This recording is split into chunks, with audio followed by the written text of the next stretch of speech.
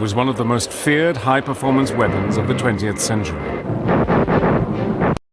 When it appeared in the skies over Korea, it sent the unsuspecting West spiraling into a state of shock.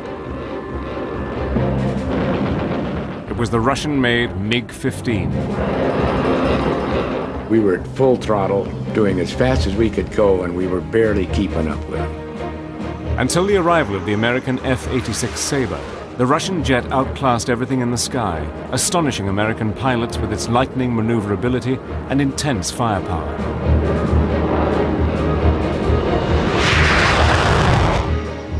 We could hit the MiG a number of times, and the MiG wouldn't necessarily go down. But if the MiG hit an F-86 with those cannons, the F-86 was not going to make it home.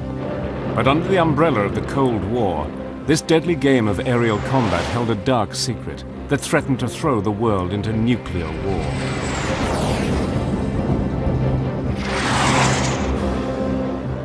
Using unique Soviet archive film and color reenactment, Battle Stations enters the secret world of the MiG-15.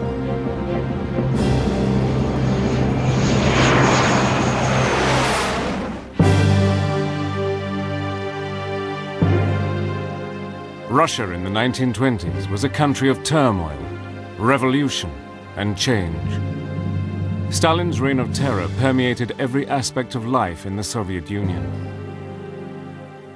Soviet aircraft designers lived in a world of secrecy and fear.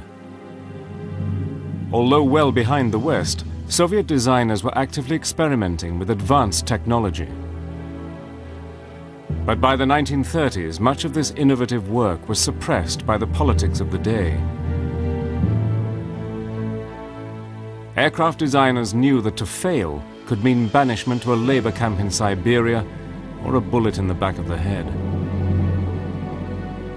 You were living under an administration which was happy to shoot large numbers of engineers or anybody else on simple whims, political whims or whatever.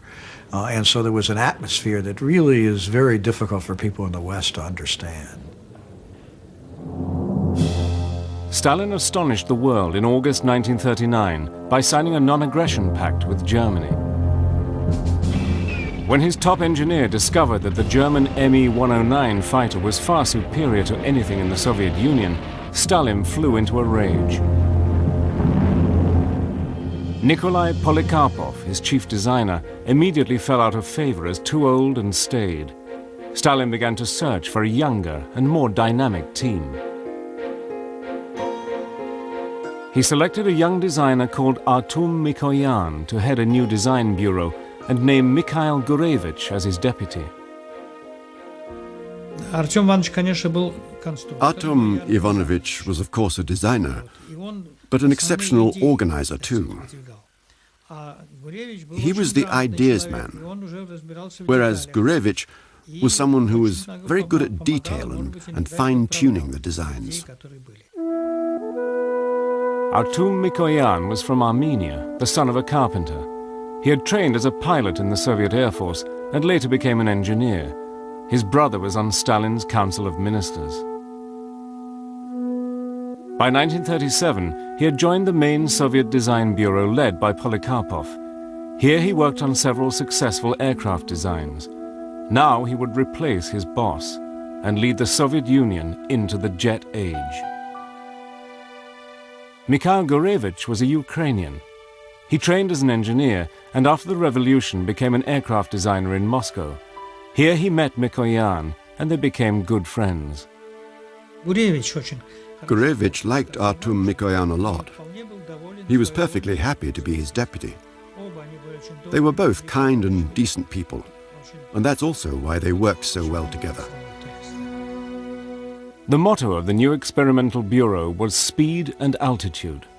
All their future aircraft designs would be known as MiGs, after the combination of its creators' names. It was the start of a partnership that would be associated around the world with successful aircraft for decades.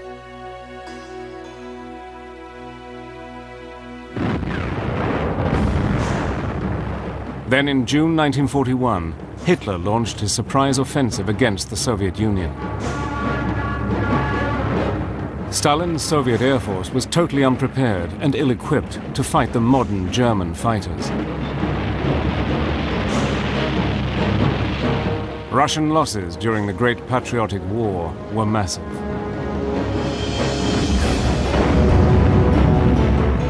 Final victory over the Nazi war machine was largely due to the remarkable success of the Red Army, but the Soviet Air Force urgently needed to modernize.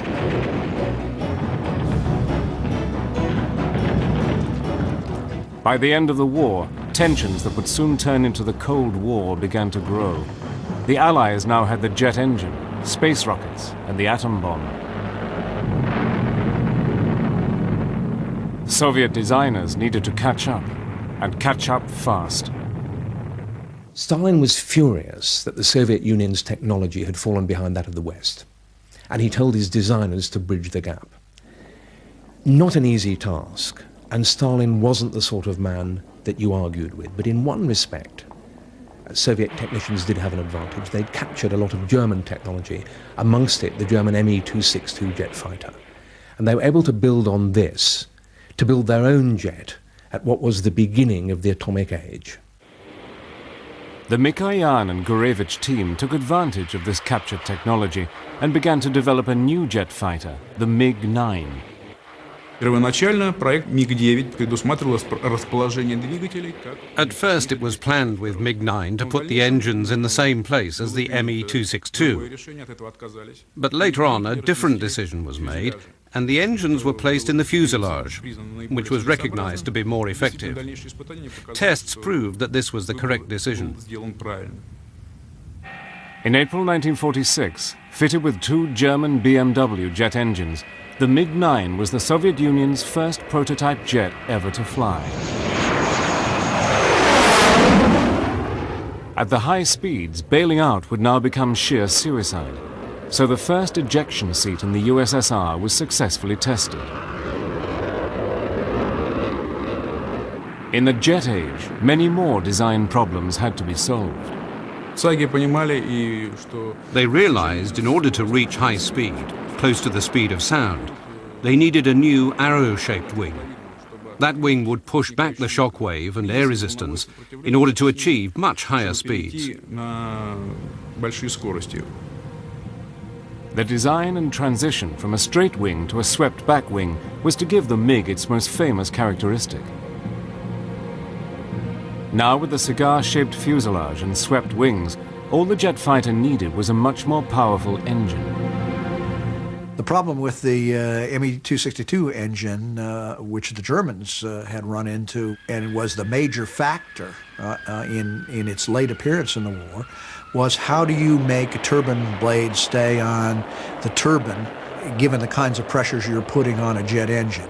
And that was a problem which the Soviets were not capable of solving. At this crucial moment, the new post-war British Labour government, as part of a trade agreement, invited Mikoyan and a Soviet delegation to visit the British Rolls-Royce engine factory. The Russians were eager to get access to the latest Rolls-Royce jet technology. Stalin reacted with typical suspicion, asking, "What fool will sell us his secrets?" On arrival in July 1946, Mikoyan and the Soviet delegation were welcomed with typical British hospitality. He was invited to the house of one of the Rolls-Royce bosses, and they played English billiards.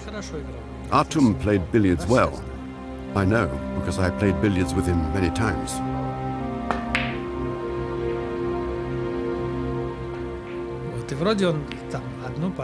He'd lost one game and then offered a challenge and said, "Let's play another game, and if I win, you sell us your jet engines."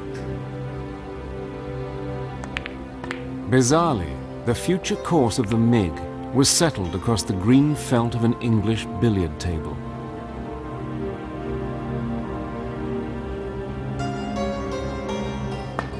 Mikoyan had beaten the British at their own game. He had won the famous Rolls-Royce jet engine. It sounds like an anecdote, but he told me that this was true. Although the Russians were about to receive the best of British jet technology, certain question marks remained. The visit to the Rolls-Royce factory put those questions to rest. The Russians had another trick to play. Самый главный вопрос – это материал, из чего сделаны лопаты. The most important question was what were the blades made of? С производством. During the tour of the factory, one of the members of the delegation wore special boots with spongy soles, and he secretly trod all around the metal lathe, so lots of shavings stuck to his boots. He took these shavings back to analyze in the USSR, so by the time the engine was purchased, they already knew the composition of the alloy, and this helped to speed up the copying of the Nien engine and launch the Russian engines into mass production.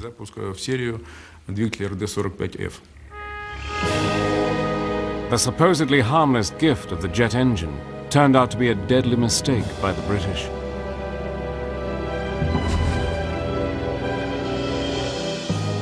The Rolls-Royce jet engine was quickly copied, and Stalin at last had his new generation of jet fighter aircraft.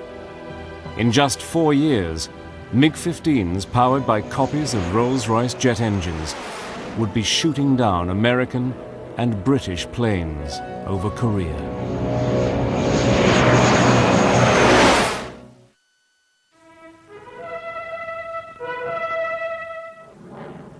The Tuchina Air Show, Moscow, July 1949. A new generation of Soviet MiG-15 jet fighters are paraded in front of Stalin and the public for the first time. The MiG designers Mikoyan and Gurevich had been awarded the Stalin Prize for their winning design.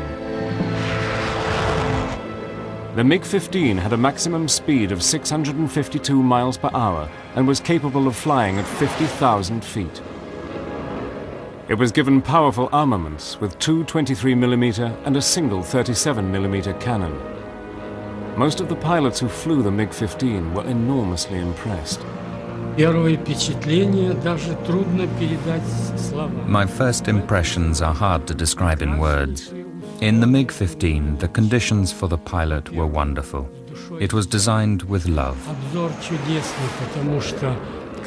The view was fantastic, because the cockpit was right at the front of the plane. While I was flying, it was like gliding over a precipice.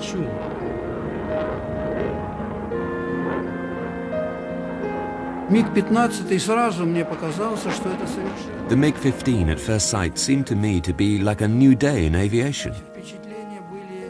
I can't describe it in words. It was indescribable. First of all, silence, as if the plane was standing still on Earth. No vibrations, no noise. The speed's going up 600, 700, 800. You feel overwhelmed. You just want to break into song.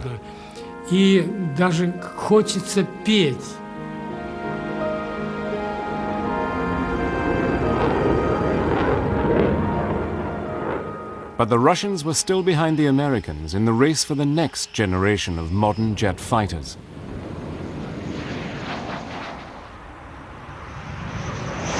In the spring of 1949, a US Air Force F-86 Sabre jet had flown supersonic for the first time. The F-86, frankly, stood out in this field because of its graceful beauty and the fact that it was an airplane now with a jet engine, which we thought would be very simple, like turning a valve on to go and turning it off when you wanted to stop. It wasn't quite that simple, but nevertheless, it was a fantastic advancement in aeroscience. Within a year of these developments, the American jet planes would be flying into combat with Russian MiG-15s over the skies of Asia. For the pilots of both countries, flying in the jet age would require new skills. Russian test pilots were worried about the tendency of the MiG to go into uncontrollable spins. One of its test pilots was killed after putting the MiG into a spin. I have tested 22 types of planes for spinning characteristics. A spin has always been a difficult element of flying. In all planes, there were incidents when a pilot could not get out of a spin. When you are spinning, You have to switch off all your normal reflexes. Spinning out of control is every pilot's nightmare. To survive in the jet age, the MiG pilots needed to keep a cool head and handle the aircraft with great sensitivity. Для этого надо психологически как-то, значит, себя переломить. You have to overcome your instinctive responses. This is what made the MiG so different from all previous planes. Самолетов предыдущих. On May Day 1950, the MiG-15 flew past an unsuspecting audience in Moscow's Red Square.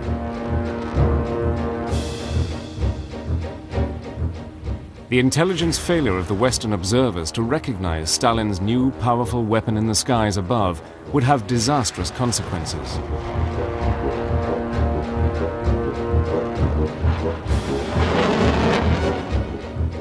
MiGs were already in the throes of full-scale production.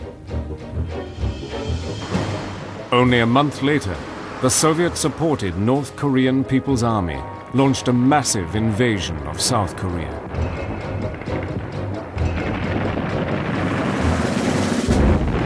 Stalin thought that the communists could invade South Korea without generating any military response from the West. Yes, there'd be the usual diplomatic protests, but it wouldn't go any further than that. In fact, he'd misjudged the situation badly. President Truman responded quickly, the United Nations agreed to send troops, and within 4 months, the invading North Koreans had been rolled right the way back.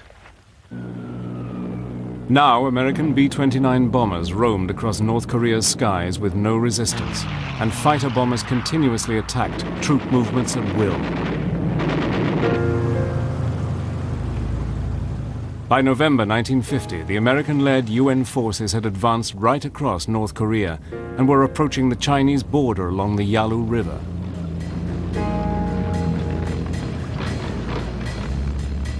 Mao Zedong, the Chinese communist leader, wanted a cause to unite his young nation. The American advance to China's border provided the perfect opportunity. On Thanksgiving Day 1950, advance units of the UN force in North Korea paused along the Yalu River, the border with China. On the following day, the war changed dramatically when tens of thousands of soldiers of the Chinese People's Army stormed out of the mountains and attacked the UN forces.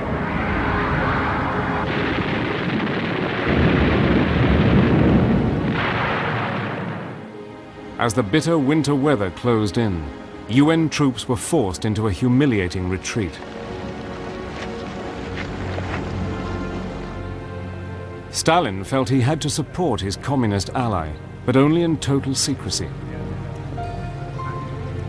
In December 1950, Soviet MiGs were deployed in China to be flown secretly by disguised and highly experienced Russian pilots.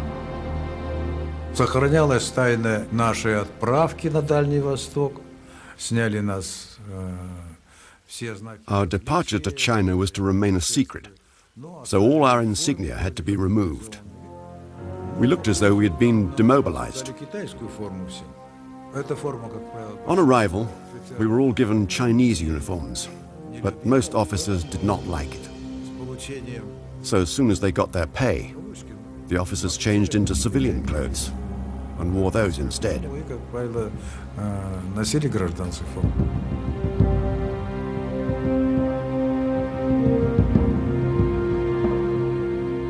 Мы, когда прибыли в район боевых действий на аэродром, when we arrived at the area of military action at Antung airfield, it was the time when the Americans had superiority of the air. But as our squadrons appeared there, we took the air supremacy away from them by attacking their piston fighter planes and bombers. поршневыми самолетами и бомбардировщиками. The sudden appearance of this new Soviet jet fighter threw the West into a state of shock. No longer was American air power to dominate the skies. The United States Air Force now had a fight on its hands.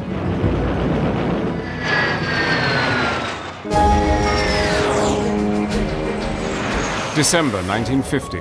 Soviet-built MiG-15s fly into action for the very first time.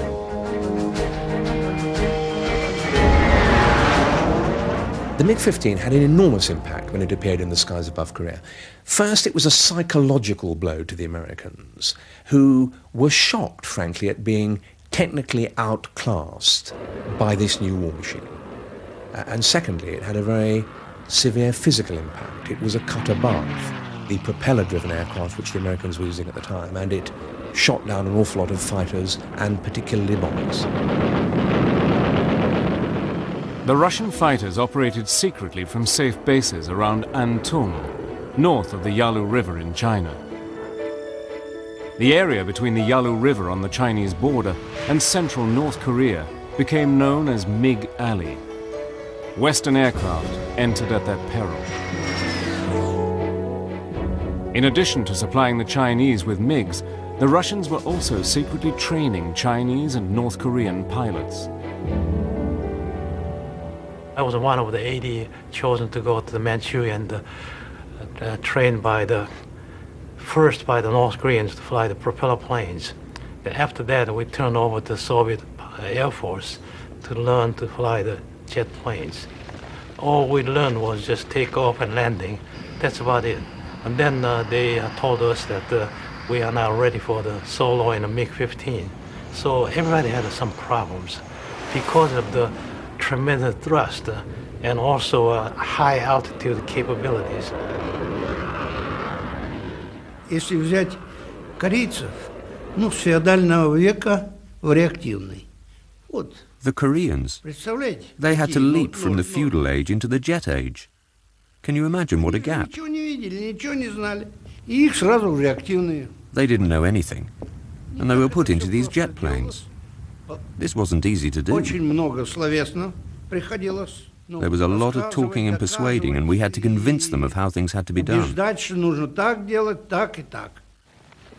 Целый день понадобилось только узнать, как кого зовут, записать. I needed a whole day to get to know their names and to get to know them. I didn't speak any Chinese, and those I had to teach didn't know any Russian. The pilots taught them to fly, and we taught them how to service and maintain the plane. But the MiG's air supremacy was about to be challenged. Within weeks, a squadron of the new American F-86 Sabres was rushed from the United States to take the MiGs head-on.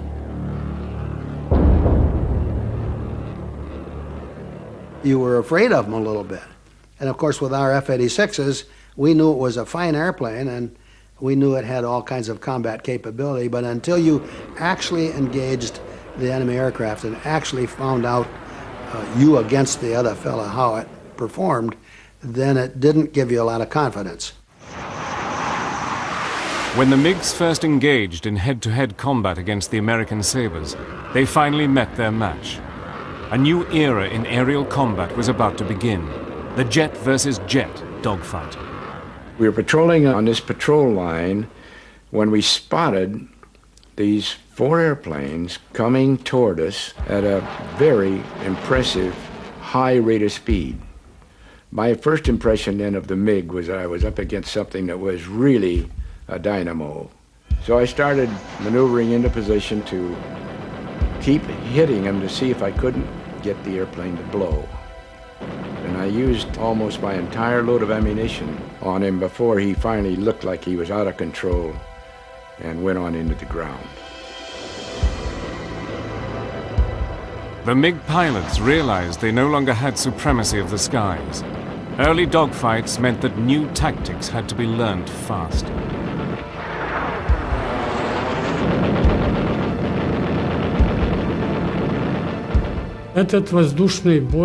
This aerial combat was basically chaotic both vertically and horizontally.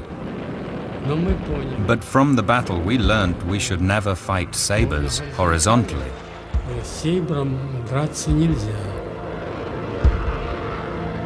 The MiG had a better than a 2,500 foot per minute rate of climb advantage. Could turn tighter, could out-accelerate, could out-decelerate, and were roughly the same speed.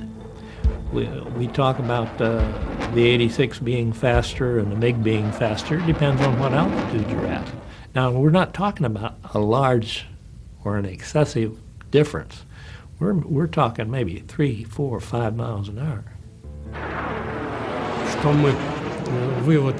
The Sabre was a good plane, but its engine seemed to be weaker, because my MiG could climb up and escape from him, but he could not escape from me.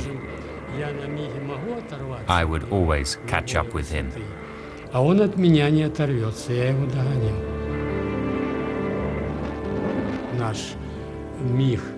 MiG was very well armed, much better than the Sabre. We had 3 machine guns, and the caliber of the guns was such that one hit could destroy a Sabre.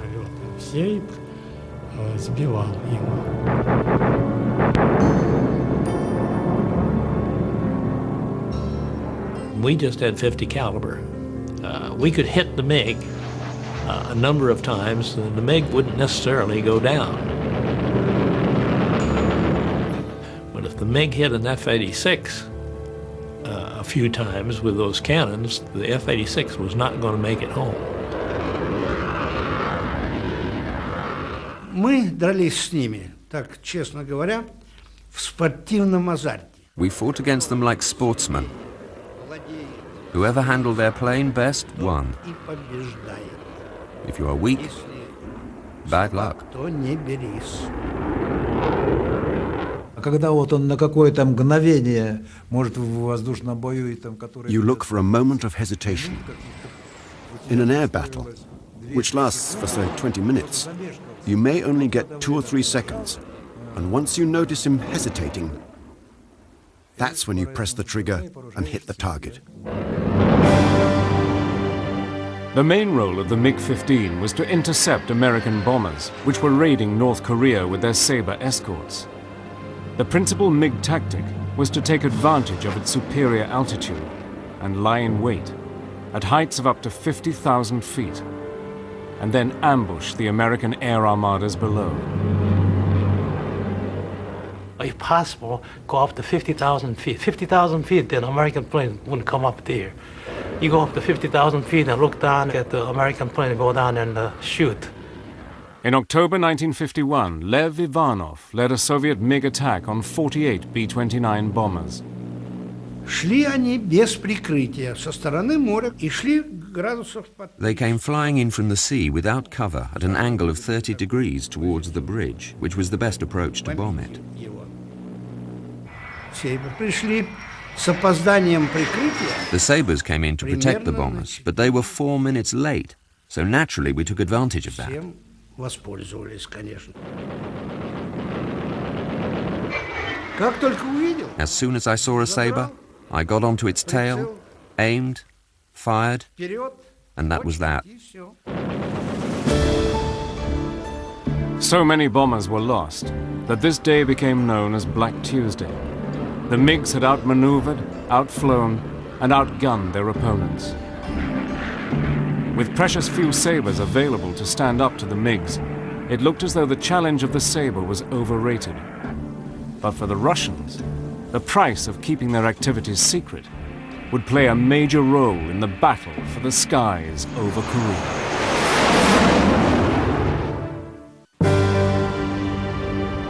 The Russian MiGs that roamed the skies above Korea had astonished the West.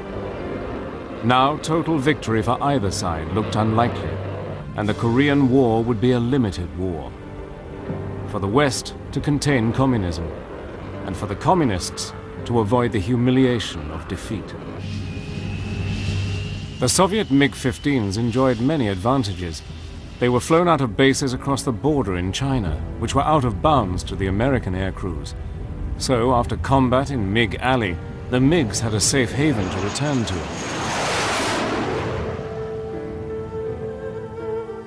Although the MiG-15s were flying in Chinese colors, it was an open secret that many of the pilots were actually highly experienced Russian aces from World War II. But Russian pilots were walking a deadly fine line. Neither side could admit that US and Soviet jet pilots were facing each other in open combat for fear of escalating the conflict into nuclear war. The Russians, the Soviets were very hesitant for obvious reasons to say they were flying the MiG-15 aircraft. And so they simply never claimed or admitted that they were flying the airplanes, but we knew. I mean, we could listen to the broadcasts of fighter controllers and the fighter pilots, and it was clearly Russians flying the airplanes. Вести переговоры на китайском языке в воздушном бою. Это не прижилось. We were told to only communicate in Chinese during a combat. But it didn't work because we always broke into Russian. And sometimes we even broke the bounds of decent language. And we would swear at each other in the air. The Soviet pilots experienced other frustrations. They were not allowed to fly over enemy territory in case they were shot down and a Russian pilot was captured and paraded before the world. Nor could they fly over the sea for fear of being shot down and both aircraft and pilot being captured by Americans.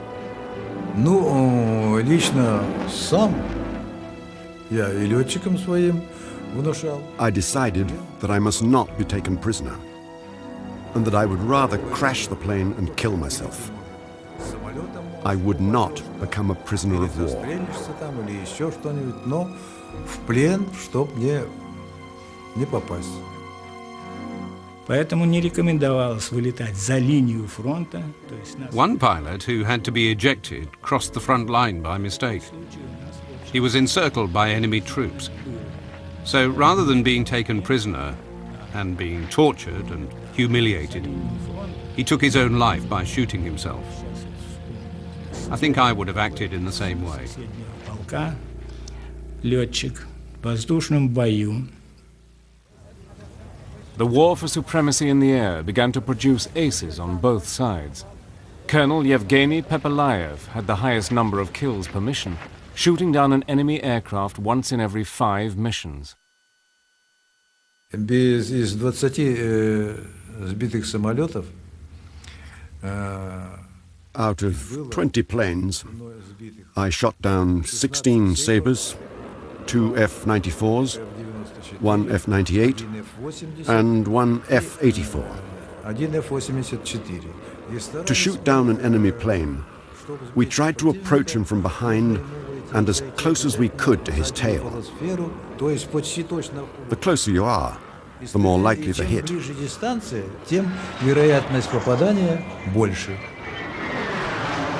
I had the gun sight almost on him, but it wasn't there, and I didn't fire. You don't shoot until the picture's right.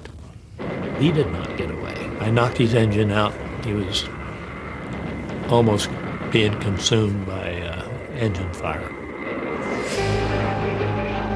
During these dramatic dogfights in the air, MiG pilots discovered the remarkable abilities of their aircraft to take enormous punishment.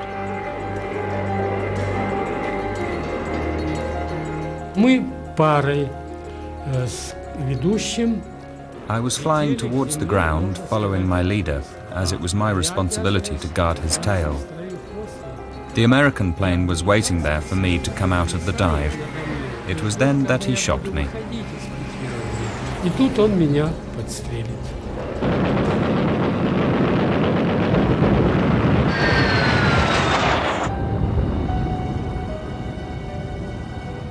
Во время пикирования я вижу, что надо... Then during the dive, I realized I must save myself, so I made a decision to eject. I moved my hand to the ejection handle and thought I'd pressed it, because in that moment I felt such G-force, such an enormous amount, I felt my bones were cracking. Then everything went dark and I fainted. Почувствовал, что у меня кости все затрещали. Потемнело в глазах. Я потерял сознание. Когда я пришел в себя, я глаза открыл. When I came to, I opened my eyes and saw I was still in the plane. This came as a shock. If I had ejected myself, why was I still inside the plane? I grabbed the stick to gain control, and at that moment I heard a horrendous mechanical screeching. My brain was in overdrive. What shall I do next?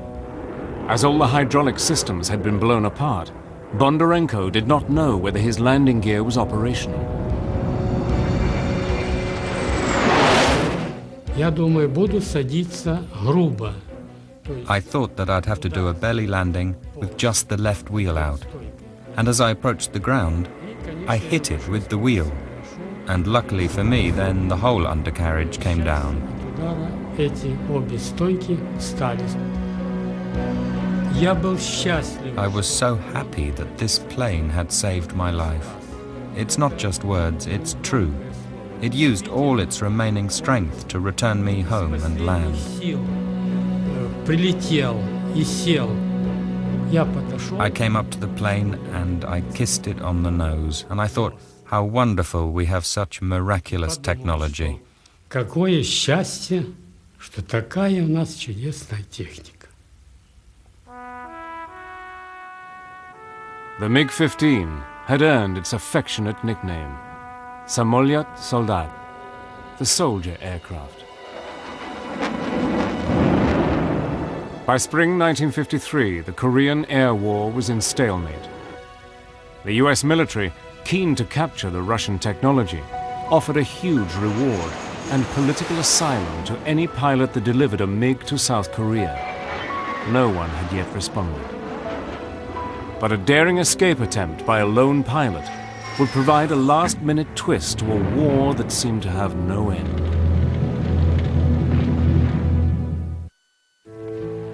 By 1953, both sides recognized that the Korean War was unwinnable. After 2 years of negotiations, in July, a truce was finally signed at Panmunjom. But the Korean peninsula would remain divided and an armed camp. The fighting in Korea came to an end in July 1953, but of course the Cold War still went on. And during it, both sides were trying to get hold of one another's secrets, particularly in terms of military technology. The Americans were especially anxious to get their hands on a MiG-15. The Americans made an offer of $100,000, equivalent to several $1 million today, and political asylum for the first pilot who would defect and deliver a MiG intact. A 21-year-old North Korean pilot, Lieutenant No Kum-sok, an ardent anti-communist, was already planning one of the most spectacular escapes from the communist bloc. So my aim was that how to defect successfully and land on an American airbase so that I can ask for political asylum. So on September 21st, Sunday morning, even before the breakfast, I got in the plane and took off to north. And then the plane went to north and I came down south and toward the Pyongyang, toward the east. And that's where I finally made the defect. It was not easy. In fact, that defection was harder than equivalent to, say, 50 combat mission. Now south of the demilitarized zone, he flashed into UN territory. Just 4 tense minutes after crossing the border, he spotted the US Kimpo air base and decided to risk a landing. Radar people missed me, and also anti-aircraft gunners I was afraid of, they missed me. He decided to land when, to his amazement, he saw a Sabre coming straight towards him at the opposite end of the runway. Well, he hadn't seen me, so we landed together, both ends. Then we passed in the runway, and of course I knew he was there, he was coming down, but he hadn't seen me until we passed. Then after passed, of course he was frightened. That at the end of the runway, he stopped the engine and he jumped out. And he was wondering what kind of nuts landed from the wrong side. Commanders at the base panicked, thinking the war had started again, and scrambled every plane they had.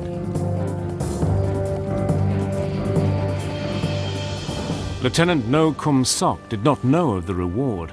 He just wanted to fly to freedom.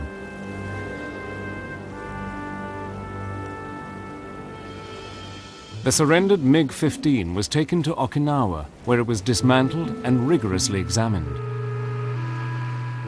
Later, it was airlifted to the United States and underwent further exhaustive flight testing.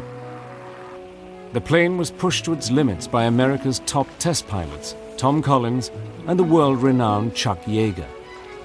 I told Chuck Yeager that don't deliberately go into spinning stall because this plane is very quirky. Sometimes you get out, sometimes you cannot come out. If you cannot come out, you have to bail out and you lose the plane. So he didn't put the plane to deliberate stall. Americans wondered well, the MiG-15 could be a supersonic. Then Chuck Yeager has proved that it's not a supersonic because he actually went up to 50,000 feet.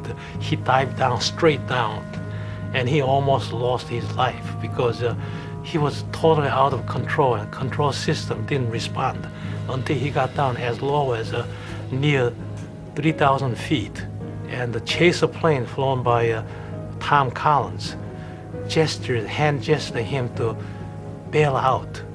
But he didn't bail out, and somehow he pulled out at 3,000 feet above the water. The test flights proved that indeed the MiG was an exceptional plane, but revealed no new supersonic technology. The defector, Lieutenant No Kum Sok, went to work for the US government and became an American citizen.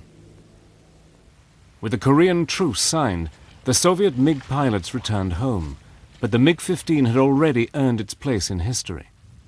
Eventually, the Russians claimed the MiG combat record gave them a 4-to-1 advantage. The US claimed a 10-to-1 ratio in favor of the F-86 Sabre against the MiG-15.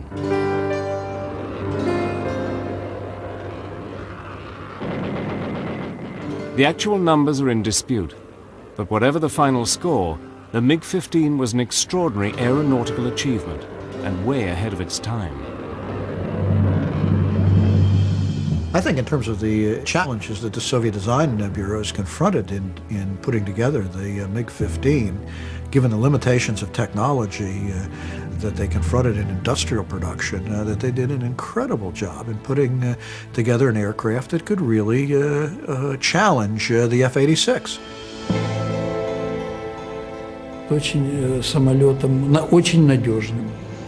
The plane was very easy to handle and very reliable.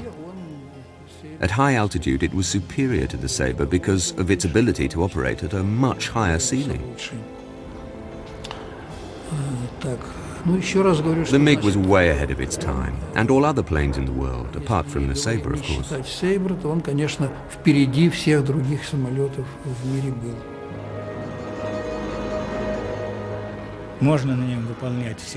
You could perform all kinds of high-speed maneuvers.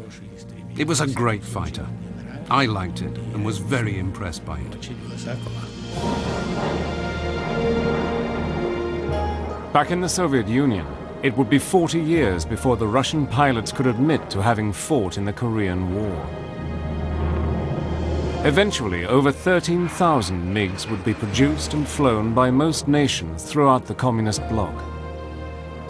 Fortunately for the West, no other MiG fighter would ever cause such a surprise as had the MiG-15 in the secret air wars over Korea. Yet for its pilots, the MiG remains the supreme jet fighter. The MiG-15 was the best plane in the world, the best fighter in the world. I am convinced of that because it saved my life. It was very tough and could take a lot of punishment. It was a lovely plane, and I can bow to it with gratitude.